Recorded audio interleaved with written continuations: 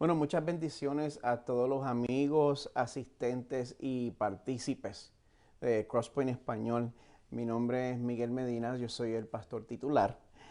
Como habíamos dicho el domingo pasado, ya entramos en la recta final de nuestra serie llamada Luz del Evangelio, una serie basada en el libro de Segunda de Corintios.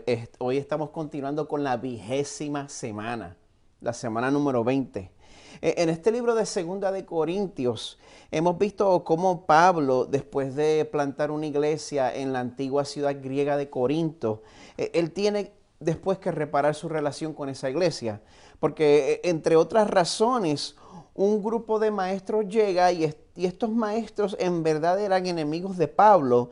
Ellos llegan a Corinto, ellos fascinan a la gente en Corinto con su reputación, con sus habilidades y con el éxito de su ministerio. Y entonces ellos comienzan a compararse con Pablo y mirar a Pablo de una manera que no es favorable. Ellos se consideraban superiores a Pablo y sugerían que Dios en verdad no respaldaba el ministerio de Pablo, porque si fuera de esa manera, pues a Pablo le estaría yendo mejor en su ministerio, sin tener que pasar tanta persecución. Y por esa razón, pues Pablo ha tenido que pasar una buena parte del libro mostrando la validez de su ministerio. Pero también él le comunica a estos maestros que ya en un punto les llama de manera despectiva superapóstoles. Él les comunica que Dios define el éxito dentro del ministerio de una manera muy diferente a ellos. Y como lo ha hecho las semanas pasadas, si usted ha estado con nosotros, Pablo quiere mostrarnos que para un verdadero seguidor de Jesús, el poder de Dios en nuestras vidas se encuentra donde la gente menos le interesa buscarlo. Así que, bueno, en el pasaje que nos toca hoy, Pablo nos va a hablar sobre una bendición disfrazada. Estos superapóstoles habían estado jugando sucio, jactándose, vendiéndose como superiores a Pablo. Ellos estaban gloriando de las cosas que tienden a impresionar a los incautos dentro de la iglesia. ¿Qué cosas tienden a impresionar a los incautos dentro de la iglesia? Me preguntas. Bueno, gracias por preguntar. Son estas tres cosas: el pedigrí, la preparación y el poder. Déjenme explicar. La gente se impresiona con el pedigrí porque, bueno, hay personas que obviamente no han pasado ni siquiera por una clase de doctrina cristiana básica 101, pero son evangelistas internacionales porque su papá lo era o su abuelo lo era y aprendieron el arte de gritar por una hora. También la preparación puede engañar a la gente porque es posible ser una persona sin vocación ni llamado pastoral, pero si tienes la capacidad académica de conseguir un grado en un seminario prestigioso, vas a conseguir una buena oferta de trabajo lo más posible. Eh, También el poder engaña. Hay tantas personas que llegan al ministerio porque están llenas de habilidades y de carisma. Pero entonces cuando llegamos a conocer a esas personas de cerca, cuando conocemos sus vidas personales, muchas veces ya es demasiado tarde. Para los superapóstoles, tener esas tres P's era el sello de su autenticidad como ministro. Y la verdad es que Pablo tenía cada una de esas P's en abundancia, a él no le faltaba nada de eso. Pero solo al pensar en la noción de jactarse, a Pablo se le revolcaba el estómago, a él no le gustaba ni siquiera considerar eso. Desafortunadamente, Pablo se vio forzado a gloriarse por causa de los corintios.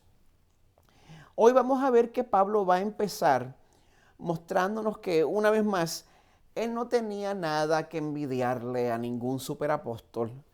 Sin embargo, como en las semanas pasadas, a pesar de lo extenso que es el resumen de Pablo, Pablo quiere que nos demos cuenta de que muchas veces hay cosas que quizá no son tan importantes para nosotros, pero son de suprema importancia para Dios.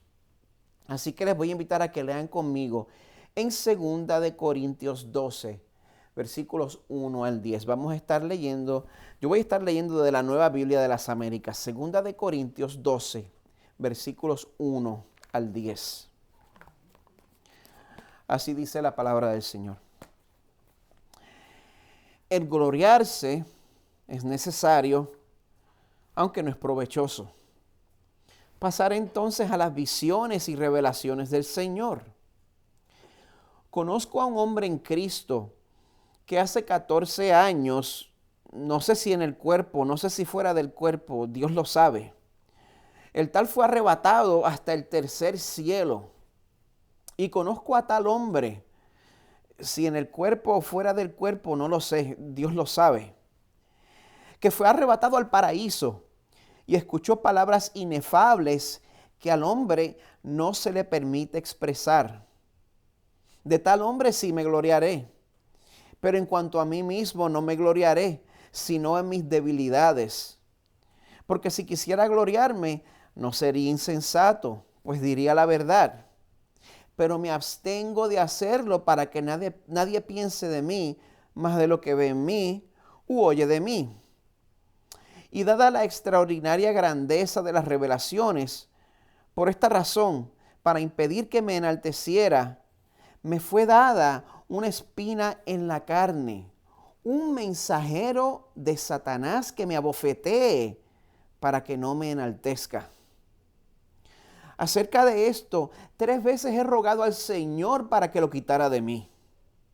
Y Él me ha dicho, te basta mi gracia, pues mi poder se perfecciona en la debilidad. Por tanto, con muchísimo gusto me gloriaré más bien en mis debilidades, para que el poder de Cristo more en mí. Por eso me complazco en las debilidades, en insultos, en privaciones, en persecuciones y en angustias por amor a Cristo, porque cuando soy débil, entonces soy fuerte. Esta es palabra del Señor.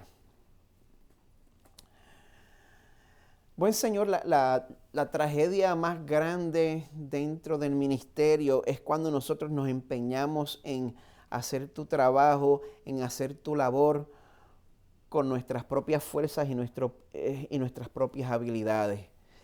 Te pedimos perdón por eso, Señor. Nos arrepentimos de eso en este momento. Te pedimos, Señor, que tu palabra nos muestre la manera en que tu mano está directamente envuelta en nuestras circunstancias. Señor, te pedimos que tú nos muestres cómo tú nos estás haciendo ministros de acuerdo a tu corazón, de acuerdo a tu voluntad para tu gloria. Ayúdanos, Señor, a confiar en tu gracia. Ayúdanos a confiar en que esa gracia es amplia y suficiente en todo momento para toda adversidad. Te damos gracias, Señor, por tu Hijo. Te damos gracias por el privilegio de conocerle. Te damos gracias por el poder de su resurrección. Inclusive, Señor, por el privilegio de la participación en sus padecimientos. Y es en su nombre que oramos. Amén. Algo único que tiene la labor de ser pastor es que es un tipo de liderazgo tan diverso, tan extenso, tan amplio, de tantas facetas diferentes, que cuando uno es un pastor novato, por más talentoso que seas, por más prometedor que seas, es difícil ganar la confianza de la gente hasta que pase un tiempo y uno tenga por lo menos 1 o 2 cicatrices que mostrar. Por esa realidad, la tentación del pastor novato es buscar un tipo de atajo que le conceda una credibilidad instantánea. Digo eso porque yo he conocido a más de un ministro joven, recientemente graduado del seminario, que cada vez que interactúas con ellos, pues ellos se aseguran que tú sepas que ellos fueron a tal o cual seminario, o que estudiaron a los pies de tal o cual maestro, o tal o cual predicador, o tal o cual pastor célebre. Algunos pues ya aprendieron a mencionarlo con sutileza, mientras que otros lo mencionan en cada oportunidad que tienen. La cosa es que, bueno, si me hubiera tocado a mí, yo no estoy seguro que mi propia reacción habría sido muy diferente. De hecho, estos últimos 5 años como pastor me he dado cuenta de que yo no soy inmune a la ambición. Como pastor, yo les tengo que admitir que a menudo he añorado multitudes, que yo quisiera poder predicar como los predicadores que yo admiro, que yo quisiera que pudiéramos tener un equipo de adoración completo, que pudiéramos tener una localidad atractiva para atraer para que vengan las personas. Y también les tengo que admitir que la motivación principal de esos deseos no siempre es la predicación del Evangelio y proclamar la fama de Jesús, sino validarme a mí mismo, justificar mi existencia. A menudo buscamos validarnos a través de asociarnos con personas que nosotros consideramos más grandes que nosotros, más importantes que nosotros, más famosos que nosotros, más ricos que nosotros. Nosotros buscamos aumentar nuestro poder y nuestra influencia de esa manera. Pero tenemos que saber que como seguidores de Jesús, el reino de Dios no es establecido de esa manera. De hecho, Pablo nos va a mostrar hoy que cuando nuestras debilidades nos hacen depender más de Dios, estamos cumpliendo su propósito más que si tuviéramos un ministerio exitoso a través de nuestras propias habilidades. Quizás este no es el tipo de lenguaje que atrae al empresario, que atrae al emprendedor. Y créame que si yo no estuviera hablando del ministerio, si yo estuviera hablando sobre cómo usted debe mejorar su carrera, pues mi consejo para mí sería exactamente lo opuesto. Definitivamente conéctese bien, estudie, prepárese, promociónese. Y si le voy a ser sincero, aún como ministro, aún como pastor, uno termina haciendo todas esas cosas igual. Pero el pasaje de hoy nos presenta una pregunta importante. En último análisis, ¿dónde estoy poniendo mi confianza? ¿En el poder de Dios o en mis propias habilidades? A veces confiar en el poder de Dios significa tomar decisiones que uno nunca tomaría en el mundo profesional. A veces confiar en el poder de Dios significa dejar de ver la plantación de iglesias como una competencia. A veces confiar en el poder de Dios significa dejar de considerar la región donde está mi iglesia como la porción del mercado que quiero controlar con mi producto. Cualquier consultor opinaría que si Pablo quería ganarle la competencia a los superapóstoles, las cosas que él estaba haciendo en este pasaje no lo iban a ayudar.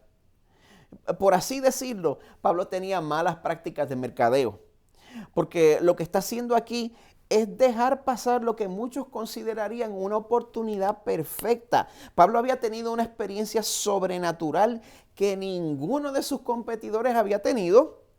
Sin embargo, en vez de sacarle el jugo a esa experiencia y ponerse a dar ese testimonio en sus viajes misioneros, para que la fama no fuera de él y fuera Dios quien se llevara el crédito, Pablo decide mejor esconder su exaltación.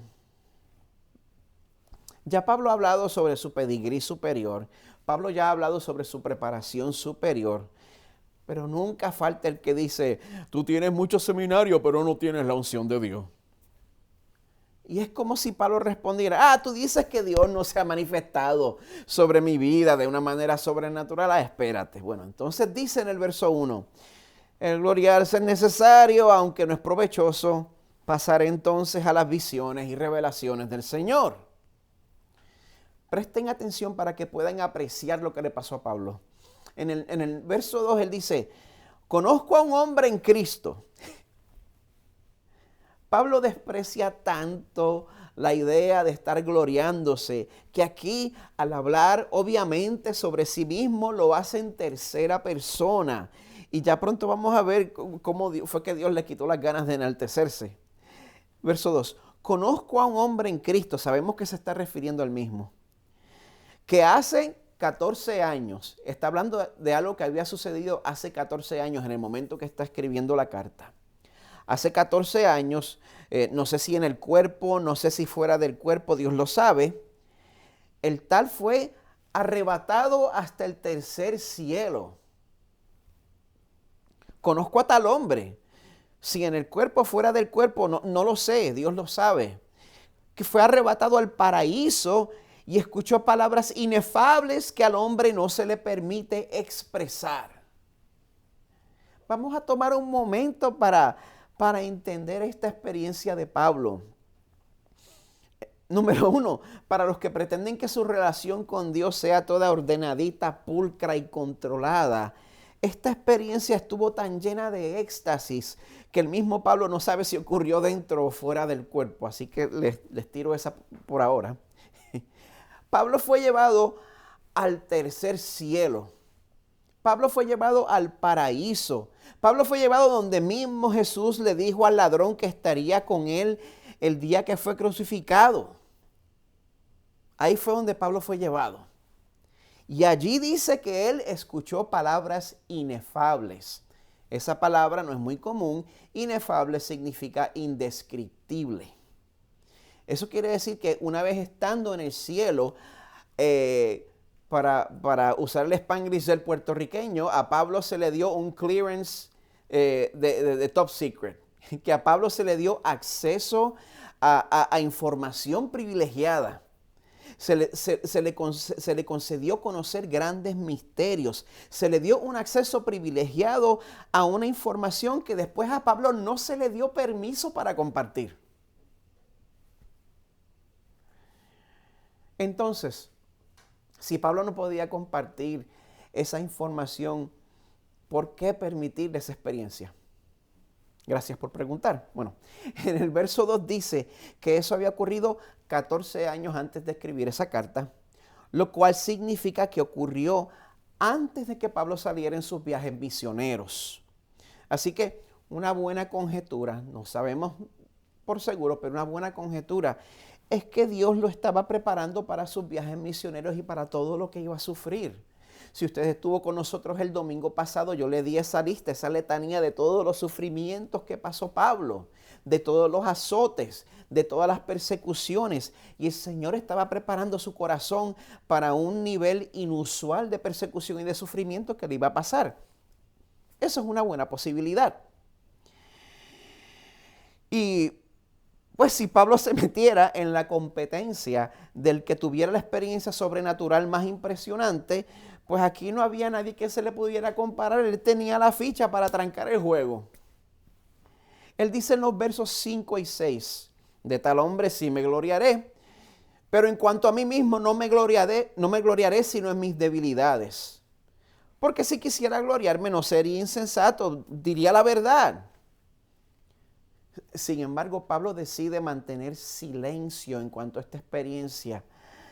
A lo largo de su ministerio, sabemos que Pablo no tenía problemas hablando sobre su testimonio. Él compartía su testimonio de cómo Dios lo había salvado, de cómo Dios lo había cambiado. Él no tenía ningún problema compartiendo cómo él era un perseguidor y un asesino de la iglesia antes.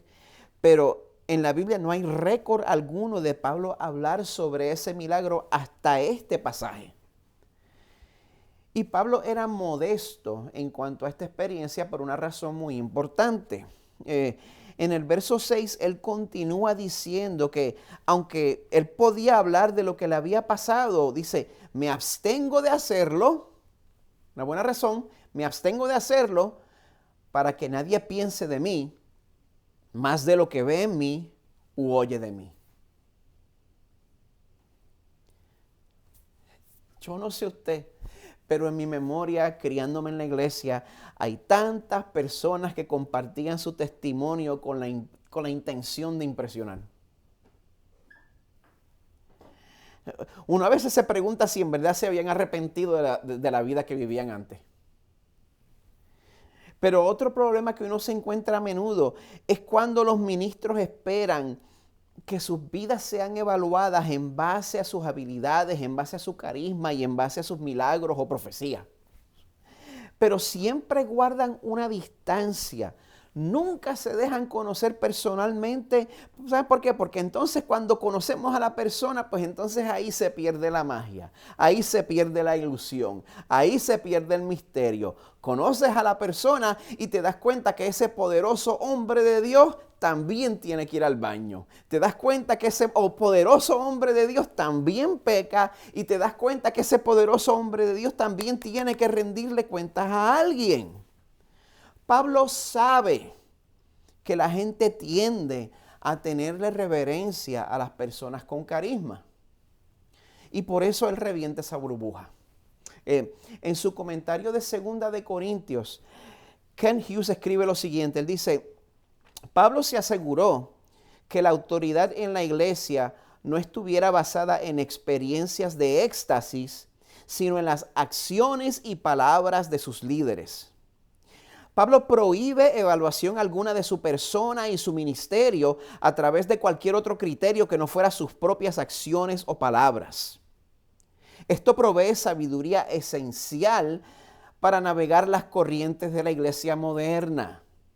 Debemos entender que no importa cuán sensacional sea una afirmación personal de visiones o arrebatos, nada puede reemplazar la vida que se vive y las palabras que se hablan como indicaciones de ser un verdadero seguidor de Cristo. Para el ministro, estas salvaguardas son esenciales. ¿Por qué? Bueno, porque para cada persona en cualquier ministerio hay un peligro muy real. Hay una gran tentación. La arrogancia, el orgullo. Y la ironía es que mientras más bendiciones tú experimentes en tu ministerio, más tentado vas a estar a ser arrogante. No te engañes. Ponte en el lugar de Pablo. Para prepararlo para el ministerio, Dios lo llevó al tercer cielo. Si por Facebook yo me tengo que enterar cada vez que alguien se retrata con MacArthur, imagínate que tu profesor personal de seminario haya sido el mismo Cristo resucitado en el paraíso. Por mi parte se entera todo el mundo. Pero ¿qué sucede? Dios está comprometido con nosotros. El Salmo 23 dice que Dios está comprometido con guiar sus ovejas por caminos de justicia por amor de su nombre. Y el camino del orgullo, el camino de gloriarse no es un camino de justicia. Por esa razón Dios toma medidas con Pablo y aquí vamos a ver algo que para Dios es más importante que el número de personas que vienen a mi iglesia o el número de países a donde yo viajo a predicar. Dice el verso 7, dada la extraordinaria grandeza de las revelaciones, o sea, dada la información privilegiada que se le concedió a Pablo, dado el security clearance que se le concedió a Pablo, por esta razón, para impedir que me enalteciera. A nosotros se nos olvida que ante los ojos de Dios el orgullo no es una virtud. Santiago 4:6 nos recuerda que Dios resiste a los soberbios, pero da gracia a los humildes. Yo sé que eso no es una noción popular, pero nuestro Dios es celoso con su gloria. No tiene planes de compartirla con nadie. Y Él está comprometido con enseñarnos esa lección. En este punto Pablo había aprendido su lección bastante y para que fuera Dios quien se llevara el crédito, pues en vez de escribir un libro y sacar mercancía de su experiencia en el tercer cielo y gloriarse por lo que Dios le había revelado, pues Pablo mejor decide destacar su deshonra y de esa manera tener acceso al verdadero poder de Dios. El resto del verso 7 nos describe lo que Dios permitió. Esto no sucedió fuera del permiso del Señor, fuera de su soberanía. Vemos lo que Dios permitió para que Pablo no empezara a presumir de que él era especial por su experiencia. Dice el resto del verso 7, para impedir que me enalteciera, me fue dada una espina en la carne. Un mensajero de Satanás que me abofetee para que no me enaltezca. Bueno, si usted se va a unir a toda la especulación, si usted se pregunta a qué se refiere Pablo específicamente al decir que Dios le dio una espina en la carne, la verdad es que él nunca reveló exactamente lo que era. Cualquier conjetura no es más que una conjetura. Si nosotros queremos entender a Pablo, pues vamos a analizar la metáfora. Una espina en la carne, otras traducciones le dicen un aguijón en la carne, un alfiler, una aguja. Imagínese el dolor de enterrarse una aguja. El dolor de enterrarse una aguja es un dolor que literalmente nos paraliza. Y para que Pablo no se considerara a sí mismo como alguien mejor que los demás por las revelaciones que había tenido, porque mire que ese es el problema de los que tenemos acceso a una doctrina más avanzada, a una doctrina a más estudios. Está ese momento en el que uno dice, miren toda esta paca de ignorantes y miren todo lo que yo he aprendido de la doctrina sana. Y para que Pablo no se considerara a sí mismo de esa manera, Dios permitió que él sufriera de algo que quizás lo paralizaba emocionalmente, lo debilitaba, lo desgastaba. Dice que Dios le envió un mensajero de Satanás. Literalmente en el griego, ángelos Satan. Un ángel de Satanás, un demonio. Así como Dios dio permiso para que Satanás atormentara a Job para probarlo, Dios permitía que un demonio atormentara a su siervo amado Pablo, y de una manera humillante, un mensajero de Satanás que me abofetee. Este mundo quiere que creas que Dios es un abuelito cósmico que no administra disciplina a su pueblo. Pero si Dios te ha separado para el ministerio y tú tienes problemas con el orgullo, tú necesitas saber que Dios se reserva el derecho de asignarte tu propio demonio personal para darte lecciones de humildad a domicilio.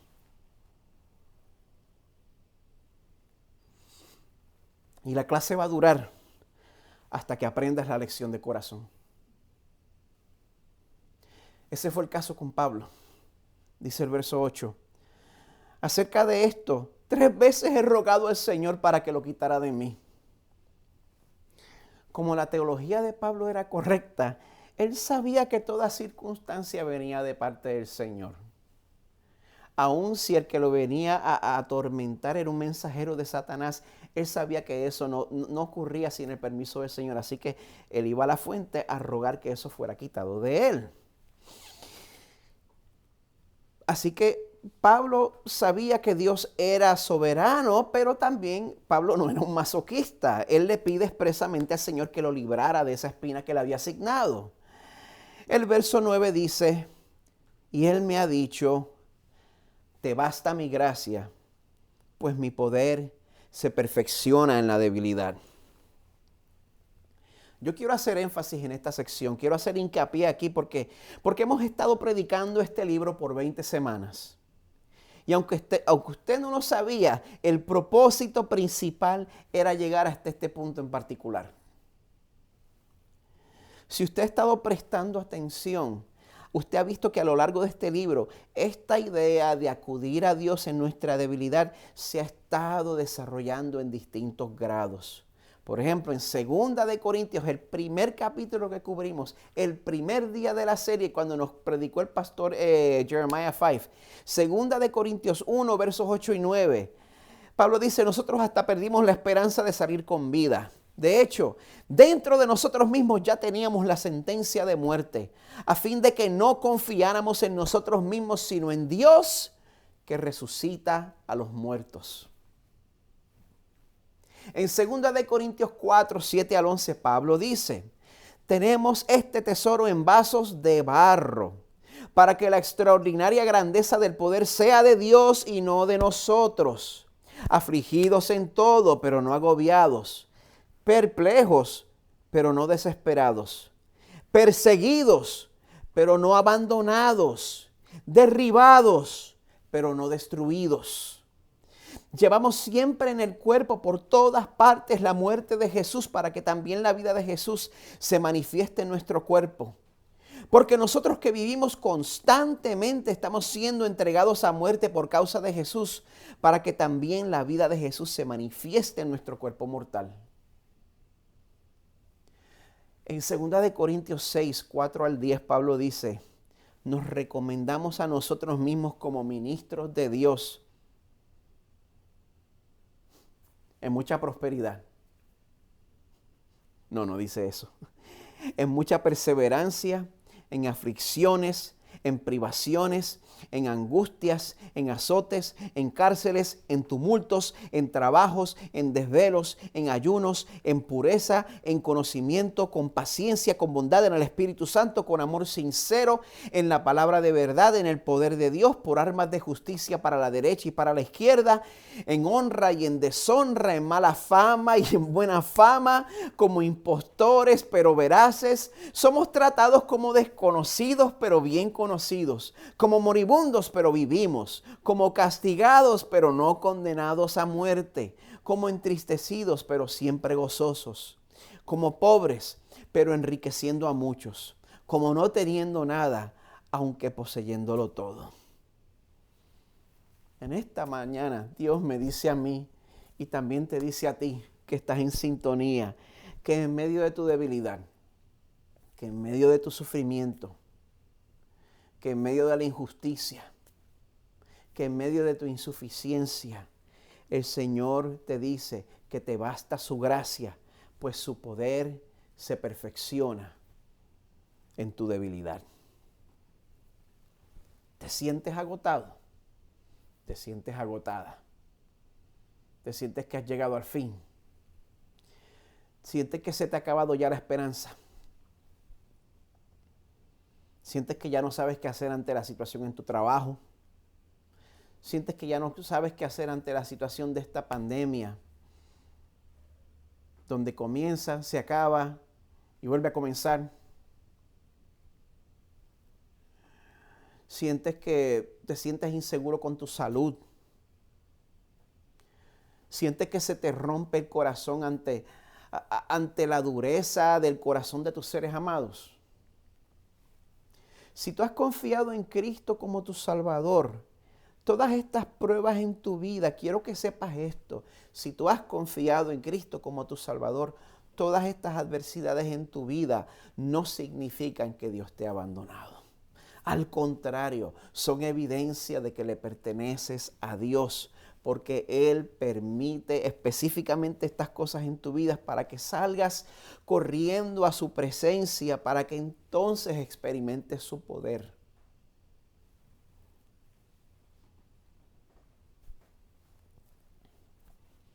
Ten presente que Dios tiene el poder para utilizar inclusive las fuerzas del mismo Satanás para lograr su propósito santificador en tu vida.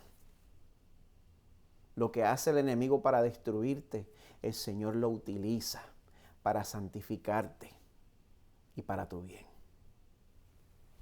El pastor John Piper escribe, el propósito de Dios sobre y a través del hostigamiento de Satanás es nuestra humildad. Pablo estaba en peligro de caer en orgullo y autoexaltación, y Dios tomó las medidas necesarias para mantenerlo humilde. Esto parece extremadamente extraño en estos tiempos tan saturados con el yo. Dios piensa que la humildad es más importante que el confort, más importante que ser libre del dolor.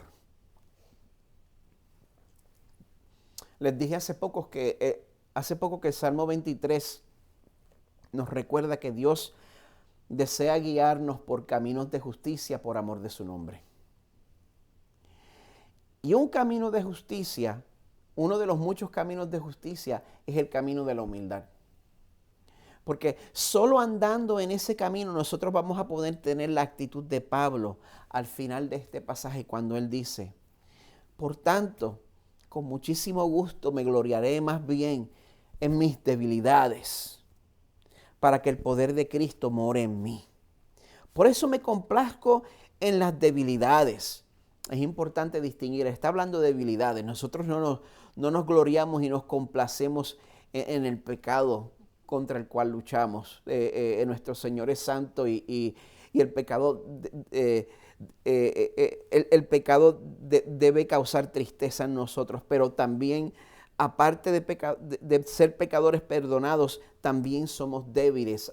Por ejemplo, yo ser pastor expone las muchas áreas de debilidad que hay en mi vida. En esas debilidades nos complacemos, en insultos, en ser llamado algo que no soy, en privaciones, en no tener acceso a cosas que quisiera tener acceso, en persecuciones y en angustias por amor a Cristo. Porque cuando soy débil, entonces soy fuerte.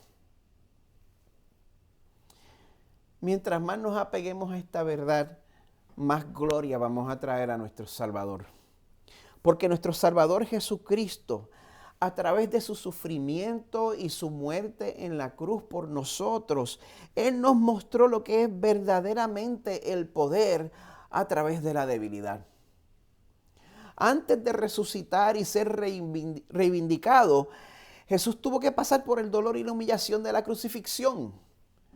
Y de la misma manera que Pablo pidió que su espina fuera quitada, y la respuesta de Dios fue no. Jesús también pidió que si era posible que se pasara de él la copa de llevar la ira del Padre por nuestros pecados. Pero esa no fue la voluntad del Padre. De hecho, la voluntad del Padre fue quebrantarlo, sometiéndolo a padecimiento, como dice Isaías 53. Pero gracias a ese sufrimiento, nosotros podemos celebrar en esta mañana, porque como dice en Romanos 5, habiendo sido ahora justificados por su sangre, seremos salvos de la ira de Dios por medio de él. Así que, si estás pidiendo a Dios que te saque de una situación mala en la que estás metido o estás metida, y eso no se te está dando, quizá debes considerar que Dios en su sabiduría y su soberanía, Él te está enviando una bendición disfrazada de adversidad. Mi oración en esta mañana es que la gracia del Señor nos ayude a perdurar a través de esos padecimientos y que tengamos certeza absoluta de que la gracia de Dios va a ser suficiente para nosotros en toda circunstancia. Oremos. Señor, a través de todo lo que discutimos en este tiempo juntos, todas las cosas que han sido reveladas en los corazones de los oyentes, en mi propio corazón, Señor, yo te las presento. Gracias, Padre, porque tú ministras a nuestras vidas de una manera activa.